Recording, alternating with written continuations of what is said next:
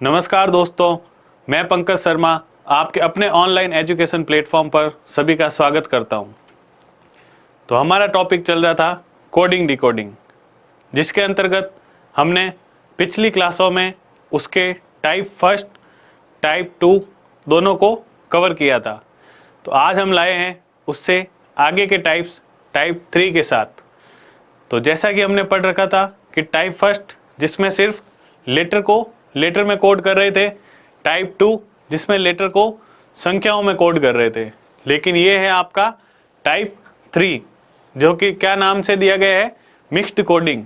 तो mixed coding का मतलब होता है कि ये जो आपका पैटर्न है वो कुछ अलग ही है, और उस अलग पैटर्न को हम एक और भाषा में क्या कहते हैं, चाइनीज कोडिंग। एक और भाषा में क्या कहते हैं, चाइनीज कोडिंग। तो इसे चाइनीज कोडिंग क्यों कहते हैं?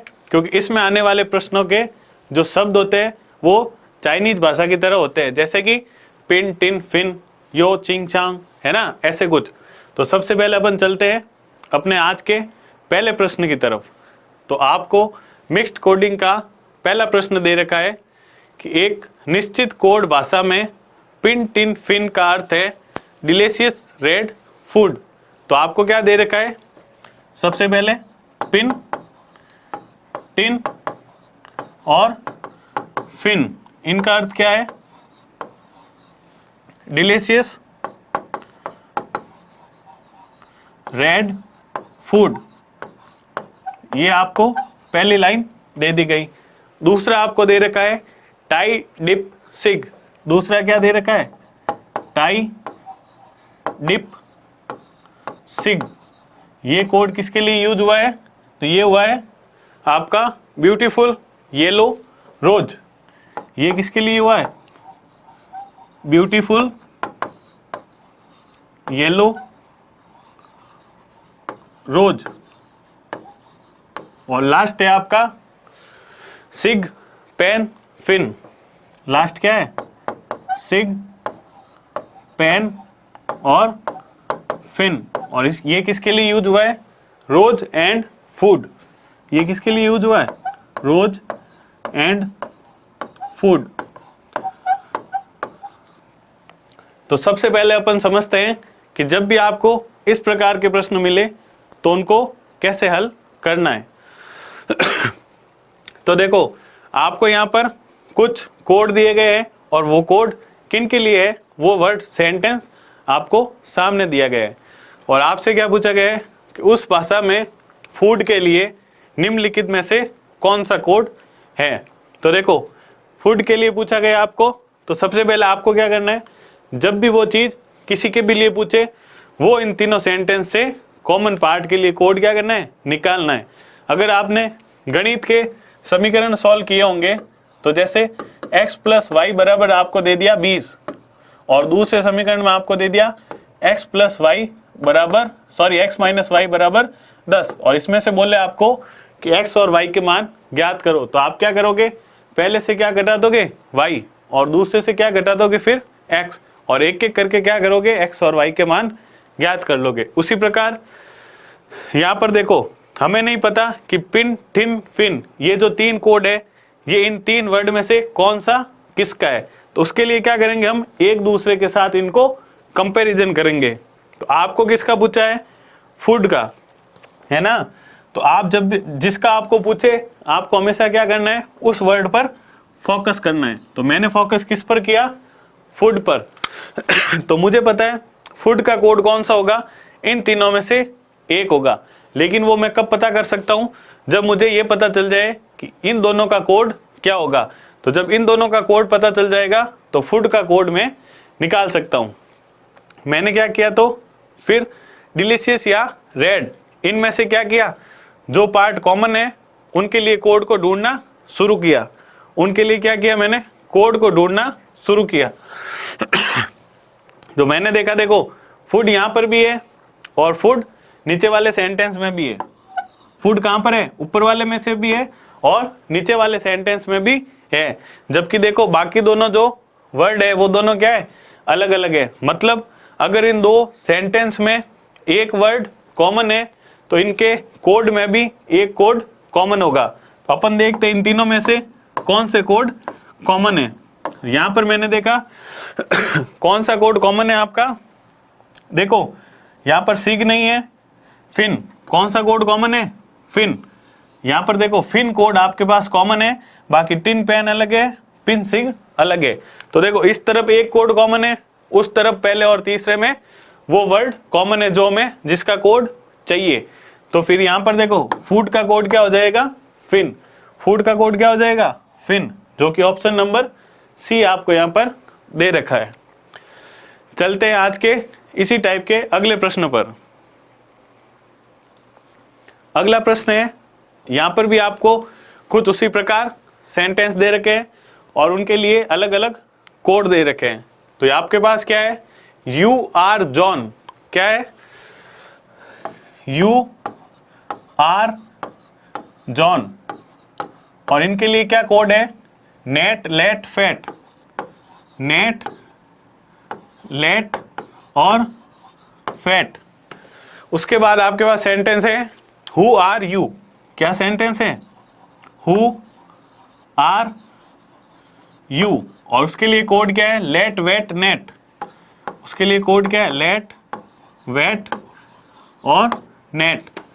और लास्ट सेंटेंस है जॉन इज गुड। तो लास्ट सेंटेंस क्या है, जॉन इज गुड, और उसके लिए क्या कोड है, गेट सेट फैट। इसके लिए कोड है गेट सेट और फैट। तो आपसे क्या पूछा गया है, तो कौन सा शब्द इज को दर्शाएगा, मतलब इज के लिए कौन सा कोड यूज हो रहा है। तो मैंने देखा इज मेरा कहाँ है, यहाँ पर, और इज देखो किसी के साथ भी कॉमन नहीं है, तो मैं ऐसे तो कंपेयर करके इज का कोड पता नहीं कर सकता। तो मुझे क्या करना होगा अब कि जॉन का और गुड का कोड पता करना होगा, क्योंकि जब इन दोनों का कोड मुझे इनमें से पता चल जाएगा तो बचा हुआ कोड किसके लिए होगा, इज के लिए। तो जॉन के लिए कैसे कोड पता करोगे, तो देखो जॉन वर्ड यहाँ पर भी है, जॉन वर्ड यहाँ पर भी है, और इन दोनों सेंटेंस में सिर्फ जॉन वर्ड कॉमन है। तो क्या पता करोगे आप, इधर अगर जॉन वर्ड कॉमन है तो इधर इन दोनों में से कौन सा कोड कॉमन होगा। तो देखो net let fat, get set fat, तो यहाँ पर देखो जो फैट है वो क्या है, कॉमन है। तो आपको पता चला कि जॉन के लिए कौन सा कोड यूज हो गया यहाँ पर, फैट, FAT। अब मुझे पता करना है गुड के लिए, किसके लिए, गुड के लिए। तो मैंने देखा कि गुड इस तरफ देखो ना ऊपर वाले सेंटेंस में है ना इस तरफ सेंटेंस में है, तो गुड भी क्या है, सिर्फ अकेला यहाँ पर है। तो अब देखो अगर गुड यहाँ पर इन दोनों सेंटेंस में किसी पर भी होता तो अपन गुड का कोड पता करके जो बचा हुआ रहता वो किसका कोड हो जाता, इज का। लेकिन ना तो यहाँ गुड है और न ही यहाँ इज है, तो इसके लिए क्या हुआ, जो इज और गुड के कोड कौन से होंगे, गेट और सेट। लेकिन हम इसका कंफर्म पता यहाँ पर नहीं लगा सकते कि कौन सा कोड इज के लिए है और कौन सा कोड गुड के लिए। तो इसलिए इस ऑप्शन का क्या हो जाएगा, आपका निर्धारित नहीं किया जा सकता क्योंकि आपके पास जो इन्फॉर्मेशन है वो कैसी है, अधूरी है। तो आप पता नहीं कर सकते कि कौन सा कोड इज के लिए और कौन सा कोड गुड के लिए। तो इस प्रकार के क्वेश्चन के ऐसे भी आंसर होते हैं जब आपके पास सूचना क्या हो, अधूरी हो। चलते हैं अपने अगले प्रश्न की तरफ। टाइप 3 का अंतिम प्रश्न, टाइप 3 का अंतिम प्रश्न। तो इसमें क्या दे रखा है, एक निश्चित कूट भाषा में पुट टा नॉप का अर्थ क्या होता है, फ्रूट इज गुड। ये वर्ड क्या है, फ्रूट, FRUIT, ठीक है। तो देखो क्या दे रखा आपको, पुट टा नॉप, इसका अर्थ क्या होता है, फ्रूट इज गुड।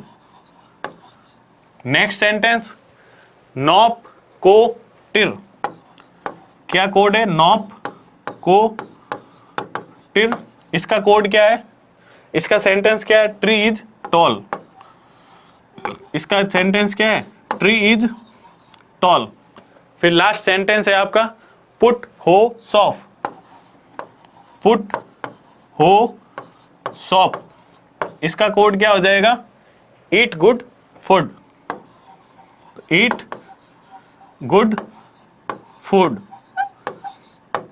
ये हो गए आपके 3 सेंटेंस और 3 ही उनके कोड। अब देखते हैं प्रश्न की तरफ। तो आपसे पूछा गया है उसी कूट भाषा में निम्नलिखित में से किसका अर्थ फ्रूट होगा। उसी कूट भाषा में निम्नलिखित में से किसका अर्थ फ्रूट होगा। तो देखो अपने को किस पर फोकस करना है, फ्रूट पर। किस पर करना है, फ्रूट पर जैसा कि मैंने देखा कि फ्रूट क्या है, सिर्फ ऊपर वाले सेंटेंस में ही है, नीचे वाले दोनों सेंटेंस में फ्रूट नहीं है। तो अपन इसको कंपेयर करके तो पता नहीं कर सकते। तो दूसरा ऑप्शन क्या होता है अपने पास कि जो बाकी 2 वर्ड बचे हैं उनका कंपैरिजन से पता कर लो। तो जब उनके 2 कोड मिल जाएंगे तो बचा हुआ तीसरा कोड फ्रूट का ही होगा। तो मैंने क्या किया, सबसे पहले इज का कोड पता किया। तो इज यहाँ पर भी है, इज इस सेंटेंस में भी है, और इन दोनों सेंटेंस में सिर्फ इज एक वर्ड ही क्या है, कॉमन है। तो मतलब लेफ्ट साइड में उनका एक कोड ही क्या होगा, कॉमन। और वो कॉमन कोड क्या है, नॉप। कॉमन कोड क्या है, नॉप। तो आपका इज का कोड क्या हो गया, नॉप। अब चलते हैं मैं गुड की तरफ। अगर गुड का कोड भी मुझे पता चल जाए तो फिर बचा हुआ किसका कोड होगा, फ्रूट का। तो मैंने देखा गुड कौन से सेंटेंस में है, लास्ट वाले में, और फर्स्ट और लास्ट में सिर्फ कॉमन वर्ड कौन सा है, गुड। और इधर देखा मैंने फर्स्ट और लास्ट में जो कॉमन कोड है वो भी कौन सा है, एक ही है, कौन सा है, पुट। तो यहाँ पर जो आपका गुड का कोड हो जाएगा वो क्या होगा, पुट। और जैसे ही आपको इज का, नॉप, गुड का, पुट पता चला तो जो बचा हुआ है फ्रूट उसका कौन सा हो जाएगा, टीए। उसका बचा हुआ वर्ड का कोड क्या हो जाएगा, टीए। तो यहाँ पर जो आपके पास फ्रूट वर्ड बचा हुआ है इसका कोड क्या हो जाएगा, टी ए, जो कि ऑप्शन नंबर आपका डी है, वो क्या हो जाएगा, बिल्कुल सही उत्तर। तो ये था आपका कोडिंग डिकोडिंग का टाइप 3। चलते हैं अपन आगे, और ये आता है आपका कोडिंग डिकोडिंग का अंतिम टाइप, जो कि दे रखा है मिसलेनियस। मतलब मेन टाइप तो आपके 3 थे, इनके अलावा कुछ अलग अलग टाइप से, अलग अलग कॉन्सेप्ट से अगर आपको क्वेश्चन मिल जाते हैं तो उनको अपन कहाँ डालते हैं, मिसलेनियस यानी बचे हुए। तो मिसलेनियस यानी क्या होता है, जो बचे हुए प्रकार है उनको मिसलेनियस में डाल देते हैं। तो यहाँ पर देखो कुछ क्वेश्चन इस टाइप से भी होते हैं। तो सबसे पहला क्वेश्चन कौन सा है, यदि समीकरण किसी विशेष प्रणाली के आधार पर हल किए गए हैं, इसी आधार पर हल न किए गए समीकरण का क्या करो, उत्तर ज्ञात करो। तो मुझे क्या दे रखा है, 7 × 4 × 8, और इसका सॉल्यूशन कितना दे रखा है, 4498 सॉल्यूशन दे रखा है। अगला है 3 × 6 × 5, इसका सॉल्यूशन कितना है, 695। तो ये जो 2 समीकरण मुझे दिए गए हैं प्रश्न में, इनके हल इनके सामने दे दिए गए हैं। और आपसे क्या पूछा है कि जो आगे वाला जो समीकरण है जिसका हल नहीं दिया गया है उसका हल क्या करना है, हमें इसी कॉन्सेप्ट से पता करना है। तो मैंने देखा यहाँ पर देखो हमें 8 दिख रहा है, और यहाँ पर भी 8 कहाँ है, सबसे लास्ट में। फिर देखो 5 यहाँ पर भी दिख रहा है, और 5 का है सबसे लास्ट में। तो जब भी आपके पास इस प्रकार का क्वेश्चन है तो देखो 7 × 4 28, और 28 को आप 8 से गुणा भी करोगे तो 250 से अंदर ही रहेगा, जबकि आपके पास आंसर में कितना है, 4498। मतलब इसका लॉजिक क्या है, कुछ ना कुछ दूसरा। तो मैंने देखा ये वाला 8 मुझे लास्ट में दिख रहा है, ये वाला 5 मुझे लास्ट में दिख रहा है। फिर देखो यहाँ पर 4 दिख रहा है, लेकिन 4 मुझे यहाँ पर 2 दिख गए, तो मैं नहीं पता कर सकता कौन सा 4 कहाँ रखा गया है। तो मैंने नीचे वाले प्रश्नों में देखा 6, और 6 मुझे कहाँ मिला, सबसे आगे। तो इसका मतलब क्या हो गया, ये वाला 4 कहाँ है, पहला वाला, ये वाला 4 कहाँ है, पहला वाला। अब बचे मेरे बीच वाली संख्या। तो बीच वाली में देखो यहाँ पर कितना है, 3, और यहाँ पर कितना है, 9। तो हो सकता है उसका कितना गुना किया हो, 3 गुना। तो यहाँ पर 7 है, तो 7 का गुना 3 गुना कितना होना चाहिए, 21। लेकिन यहाँ पर कितना दे रखा है, 49। तो मेरे दिमाग में एक और कॉन्सेप्ट आया, क्या आया कि जो 3 था उसका क्या हो गया, स्क्वायर, उसका क्या हो गया, वर्ग, तो यहाँ 7 था, उसका वर्ग हो गया कितना 49। तो देखो लास्ट वाली संख्या लास्ट पर, बीच वाली संख्या सबसे आगे, और सबसे आगे वाली संख्या का वर्ग करके कहाँ रख दिया, बीच में। तो जब इसी प्रकार बिना हल वाले समीकरण को अपन हल करेंगे तो जो सबसे लास्ट में वो कहाँ आएगा, सबसे लास्ट में, फिर बीच वाला सबसे पहले, और जो सबसे पहले वाला है उसका वर्ग करके बीच में, यानी 5 का स्क्वायर 25। तो आपको संख्या क्या मिलेगी, 92 54, जो कि आपका ऑप्शन नंबर ए में दी गई है। चलते हैं मिसलेनियस टाइप के अगले प्रश्न की तरफ। अगला प्रश्न भी कुछ इसी प्रकार है, जिसमें आपको समीकरण दे रखे हैं और एक जो बिना हल वाला समीकरण है उसका आपको क्या करना है, हल करना है। तो आप क्या करोगे, सबसे पहले देखो 5, 6 और 9, और मैंने देखा 9 कहाँ पर है, इस तरफ, 6 कहाँ पर है, सबसे आगे, और 5 को कहाँ रख दिया इसमें, बीच में। इन्हीं 3 संख्याओं को क्या कर दिया, उल्टा सीधा कर दिया। लेकिन कॉन्सेप्ट क्या है, सबसे पहले वाली को बीच में, बीच वाली को सबसे पहले, और लास्ट वाली को सबसे लास्ट में। अगले समीकरण पर आओ, लास्ट वाली को सबसे लास्ट में, बीच वाली को सबसे पहले, और सबसे पहले वाली को बीच में। तो यही कॉन्सेप्ट क्या हो रहा है आपका, बार बार रिपीट हो रहा है। तो इसी प्रकार 9 × 2 × 8 का क्या सॉल्यूशन होगा, सबसे लास्ट वाली सबसे लास्ट में, बीच वाली सबसे पहले, और सबसे पहले वाली सबसे बीच में। तो आपके पास संख्या कितनी मिली, 298। तो ऑप्शन नंबर आपका बी है, वो क्या हो जाएगा, बिल्कुल सही उत्तर। और आज की क्लास का सबसे अंतिम प्रश्न, और टाइप 4 का भी अंतिम प्रश्न, और कोडिंग डिकोडिंग चैप्टर का भी अंतिम प्रश्न, यह है आपके सामने प्रश्न संख्या 6। ये आपको किस प्रकार दे रखा है, एक टेबल की फॉर्म में दे रखा है। इसको अपन आगे से समझते हैं, जो टेबल बनी हुई है। तो देखो आज की क्लास का अंतिम प्रश्न और कोडिंग डिकोडिंग चैप्टर का भी ये अंतिम प्रश्न, इसके बाद आपका कोडिंग डिकोडिंग चैप्टर पूरा समाप्त होता है। तो सबसे पहले आते हैं अपन लास्ट क्वेश्चन की तरफ। तो इसमें क्या दे रखा है, उदाहरण के लिए ए को कैसे कोड किया गया है, 0 1 और 1 3।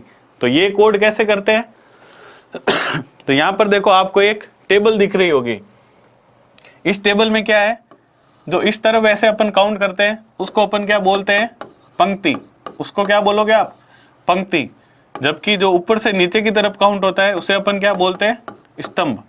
उसे अपन क्या बोलते हैं, स्तंभ। ठीक है। अब देखो आपको कोड किसका दिया गया है, ए का, और ए का कोड क्या दिया गया है, 0 1, है ना। तो ये जो दो संख्या है, इसमें से ये जो पहली संख्या है ये किसे डिनोट करती है, पंक्ति को। किसे डिनोट करती है, पंक्ति को। जबकि जो ये दूसरी संख्या है ये किसे डिनोट करती है, स्तंभ को। ये किसे डिनोट करती है, स्तंभ को। तो देखो ए का कोड क्या है, 0 1। तो सबसे पहले अपन चलते हैं 0 यानी पंक्ति। तो पंक्ति 0 कौन सी है, ये वाली पंक्ति कौन सी है, 0। और फिर स्तंभ कौन सा दे रखा है, पहला। तो ये 0 पंक्ति और इसमें पहला स्तंभ। तो 0 पंक्ति में पहले स्तंभ पर क्या है आपका, ए। इसीलिए इसको क्या बोला गया है, ए का कोड। मतलब ए कहाँ है, 0 पंक्ति और पहले स्तंभ पर। आगे देखो 1 3।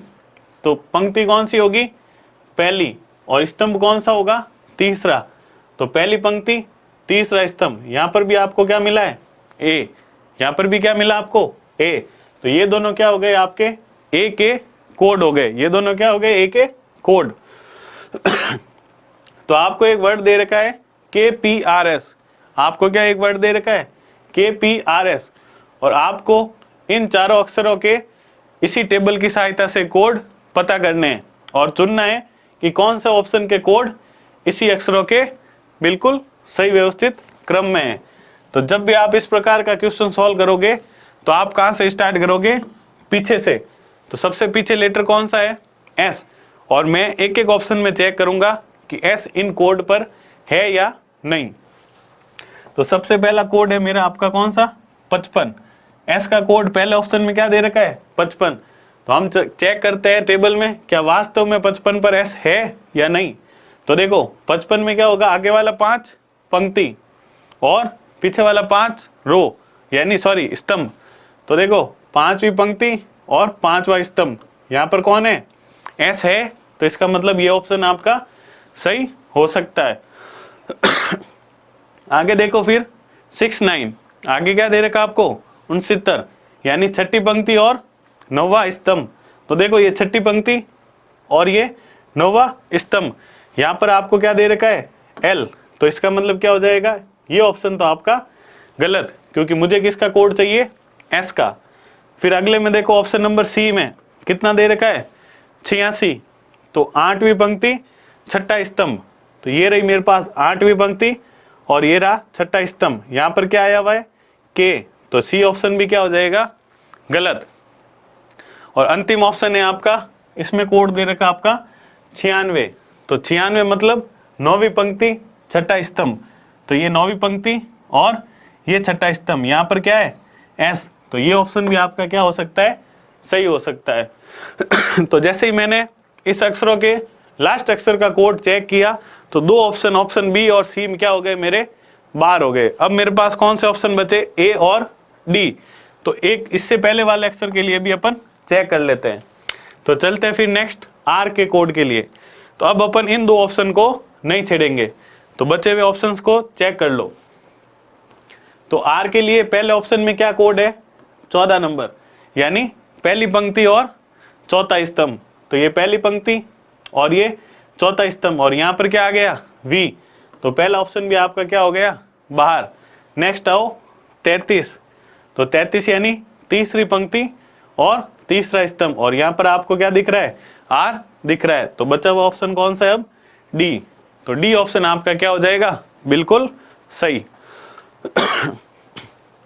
तो इसी प्रकार हमने क्या किया, टेबल के क्वेश्चन को भी सॉल्व कर लिया। तो इस प्रकार आपका कोडिंग डिकोडिंग चैप्टर के सारे टाइप के साथ वो चैप्टर खत्म हो रहा है। उम्मीद करता हूँ कि आज की क्लास भी आप सभी लोगों के लिए बहुत ही उपयोगी रही होगी। जल्दी मिलते हैं अगले सेशन में। धन्यवाद।